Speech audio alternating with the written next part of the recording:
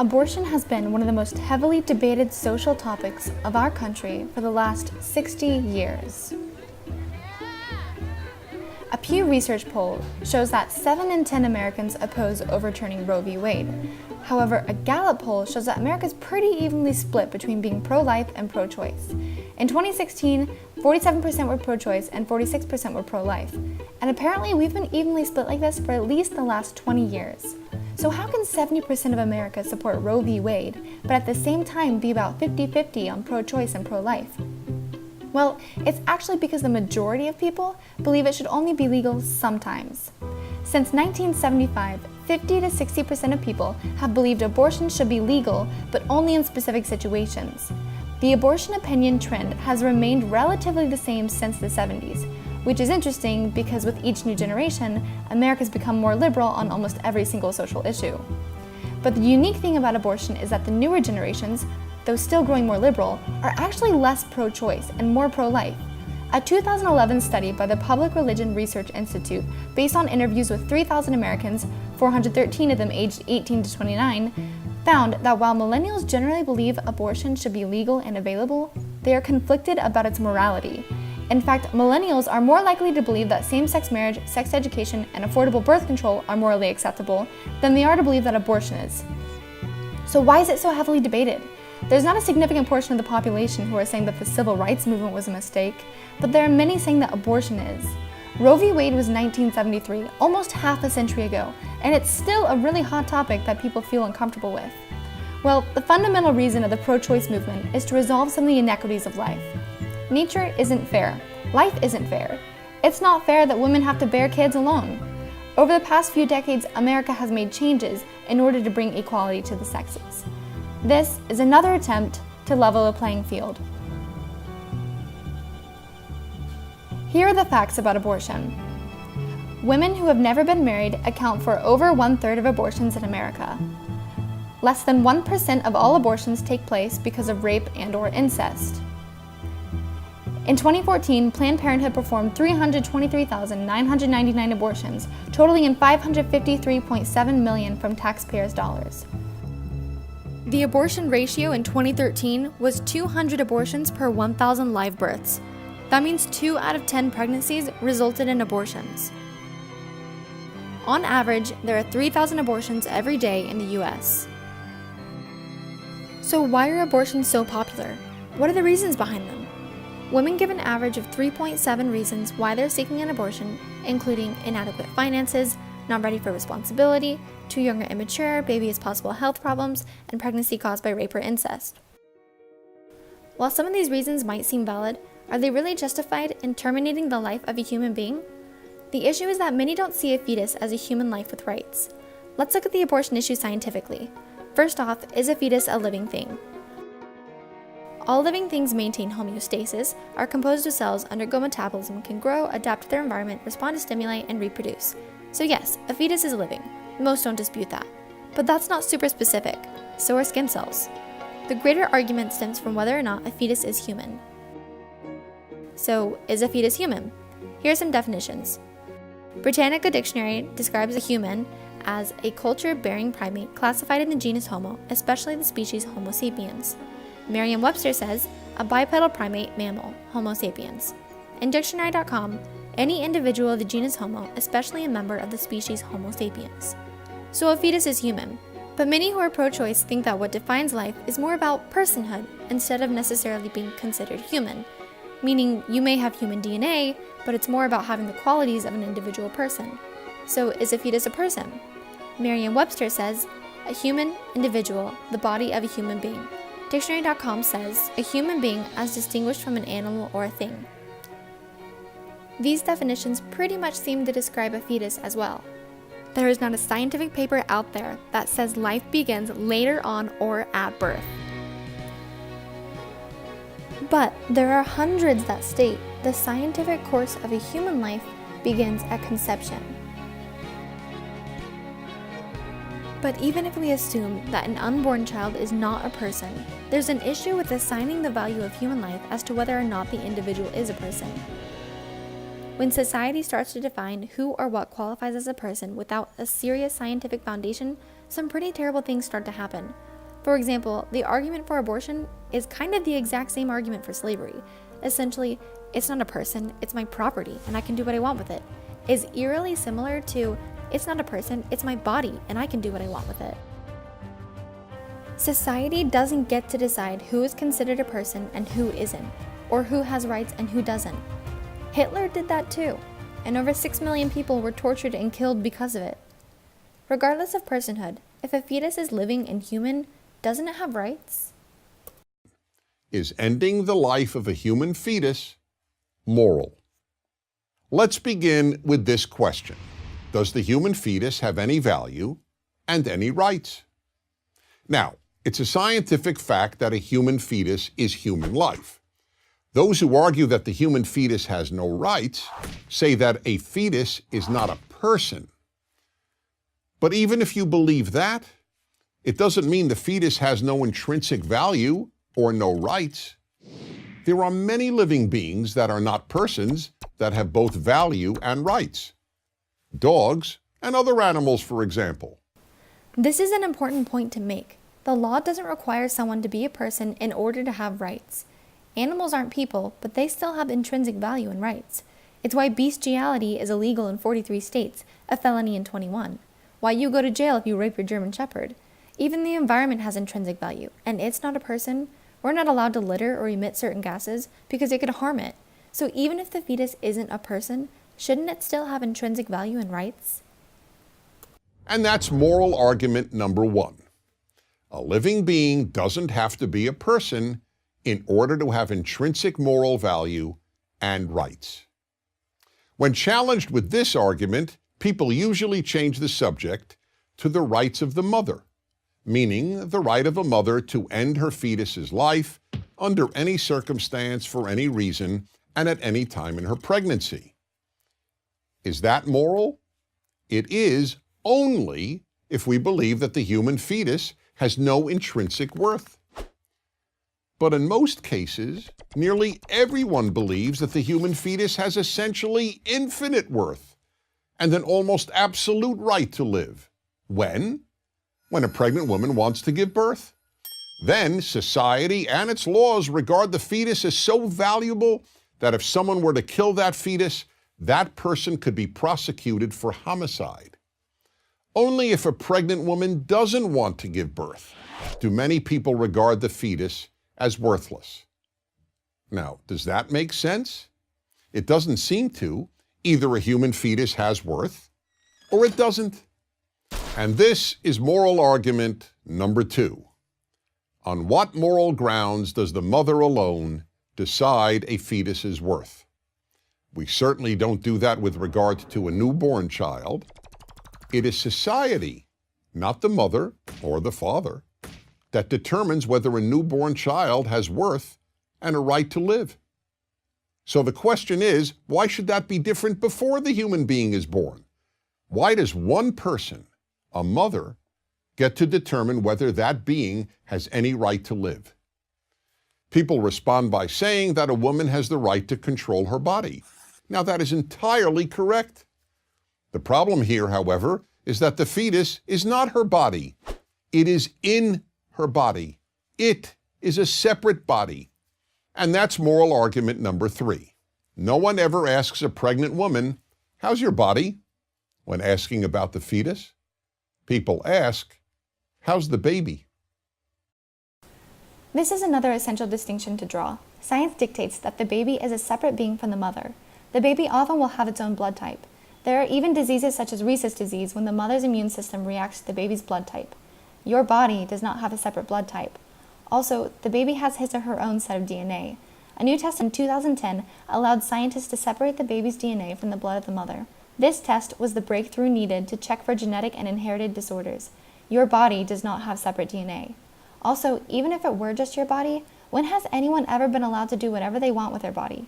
You're not allowed to drink and drive or smoke crack. You have rights, but rights have limits when they're being used to start inflicting harm on oneself or others. Moral argument number four. Virtually everyone agrees that the moment the baby comes out of the womb, killing the baby is murder. But deliberately killing it a few months before birth is considered no more morally problematic than extracting a tooth. How does that make sense? And finally, moral argument number 5. Aren't there instances in which just about everyone, even among those who are pro-choice, would acknowledge that an abortion might not be moral? For example, would it be moral to abort a female fetus solely because the mother prefers boys to girls, as has happened millions of times in China and elsewhere? And one more example. Let's say science develops a method of determining whether a child in the womb is gay or straight. Would it be moral to kill a gay fetus because the mother didn't want a gay child? People may offer practical reasons not to criminalize all abortions. People may differ about when personhood begins and about the morality of abortion after rape or incest. But with regard to the vast majority of abortions, those of healthy women aborting a healthy fetus, let's be clear. Most of these abortions just aren't moral. Good societies can survive people doing immoral things. But a good society cannot survive if it calls immoral things moral. But what actually is an abortion? There are 3 types of abortions: chemical, surgical, and medical. A chemical abortion is an abortion caused by drugs that at least some of the time prevent the implantation of the already created baby in the uterine lining. Some examples of this are NuvaRing and Plan B. Surgical abortion. Here's an animated video of a surgical abortion.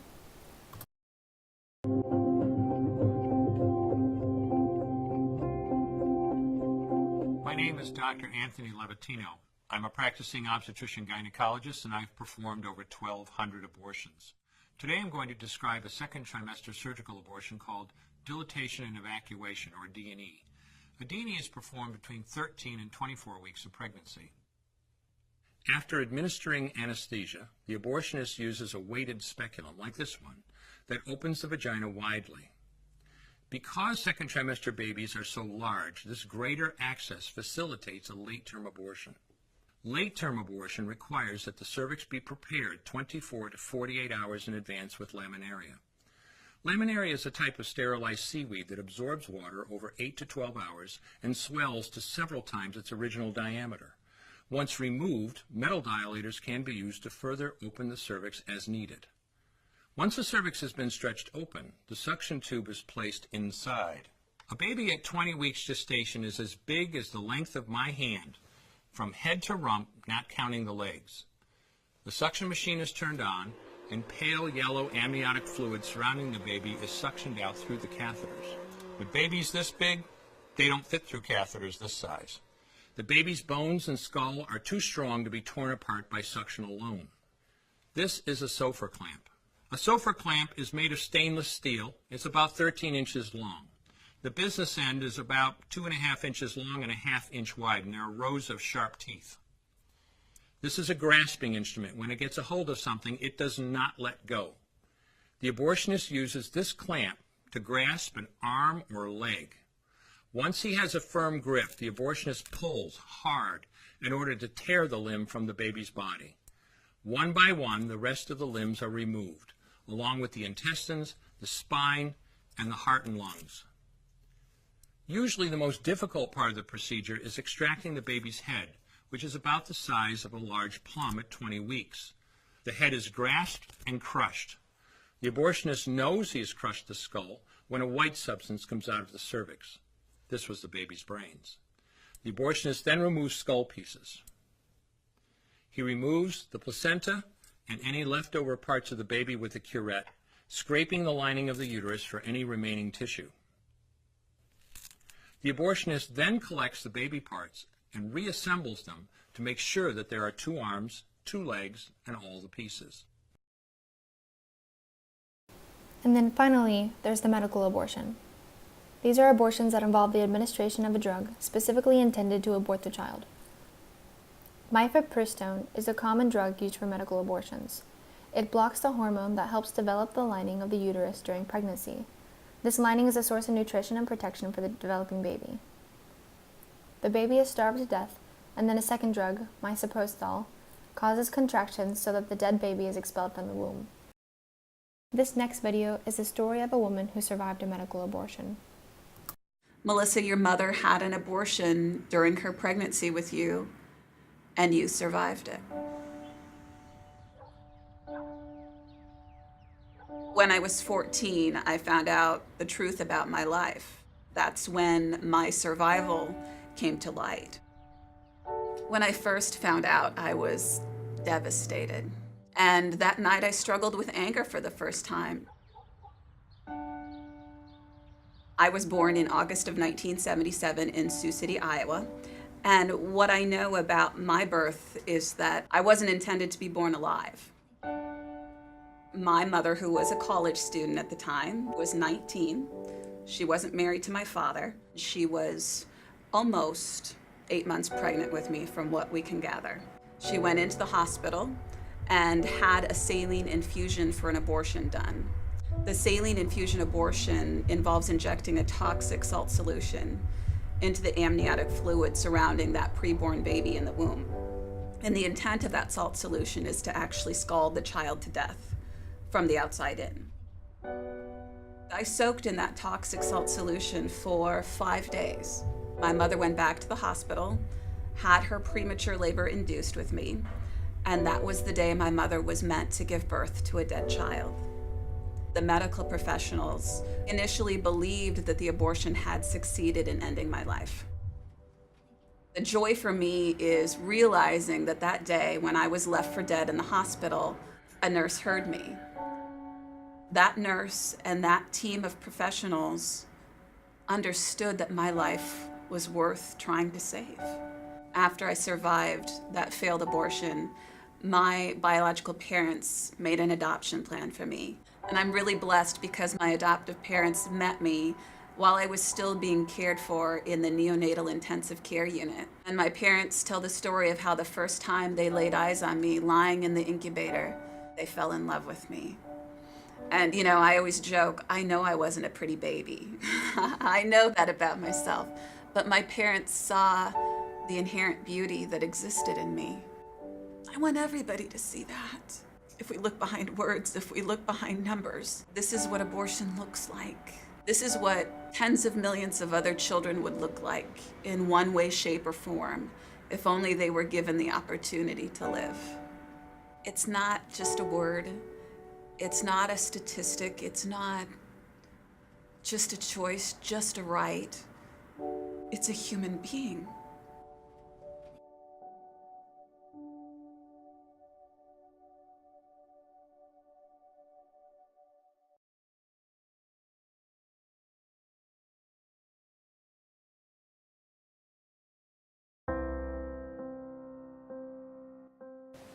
Okay, so if a pregnant woman gets murdered, right, that's a double homicide.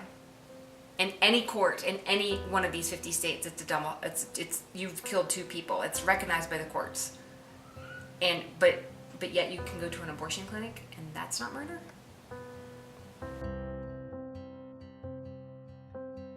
And I also think that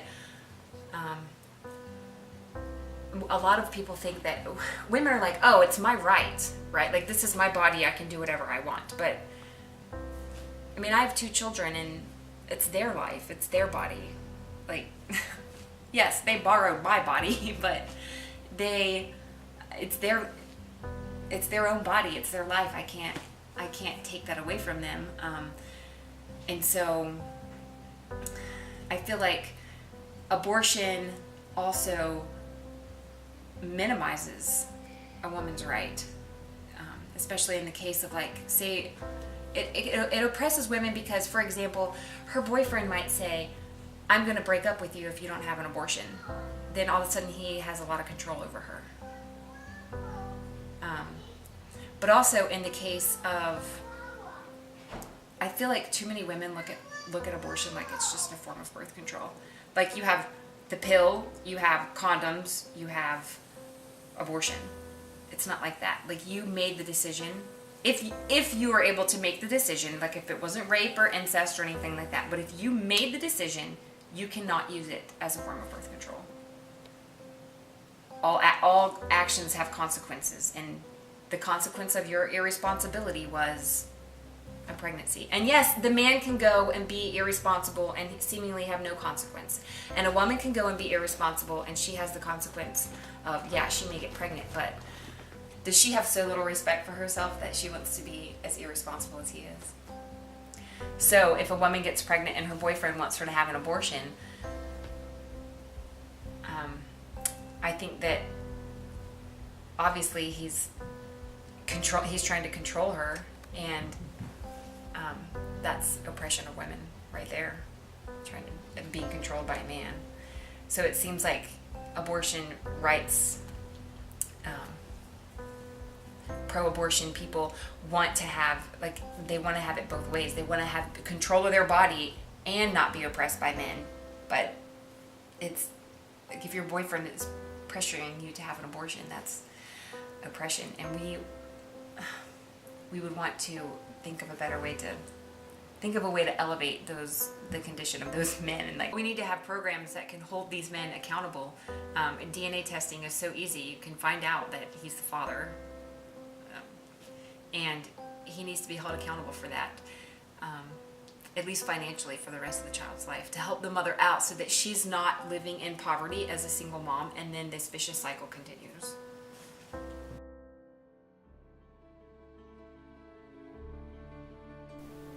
The point is, abortion isn't the only solution. If inadequate finances are an issue, adoption is always an option. Every year there are 1.3 million abortions, and experts estimate it is somewhere between 1 and 2 million couples who are waiting to adopt. There are always going to be people who are ready and willing to take care of children who need homes. If the child could have health problems, that doesn't mean he or she should be automatically sentenced to death. There are plenty of people who are handicapped but live meaningful lives that influence others for good. And there are millions of Americans who share these views. Abby Johnson, former Planned Parenthood director, now speaks at pro-life rallies to spread her belief about the sanctity of life. Amy Murphy, founder of the Life Matters Journal, was pro-choice until at 16 she was raped and forced to have an abortion. She's now pro-life and firmly believes that abortion only furthers men's oppressive power over women. Destiny Erndon de la Rosa founded New Wave Feminists in 2007 because she wanted to see a change not only in the feminist movement, but in the pro-life movement. Norma McCorvey, the Jan Roe in the court case Roe v. Wade, ended up deciding she didn't want an abortion, and in 1994 became pro-life and spent the rest of her life rallying against the mental, emotional, and patriarchal oppression that abortion brings to women.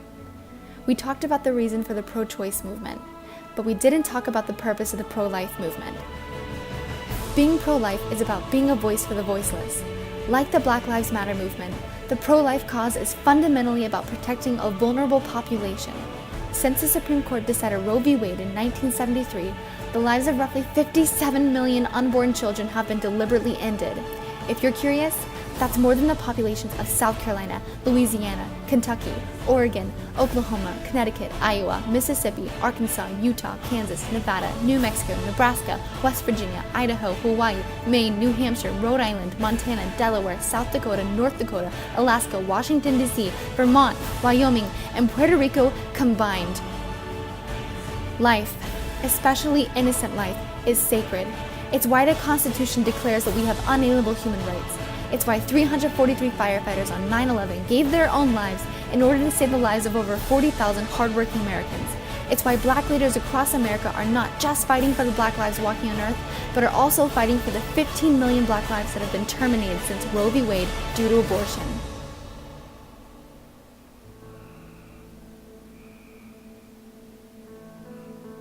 The point is, abortion in some cases may be understandable, but that doesn't mean it needs to be embraced in the way that it is today.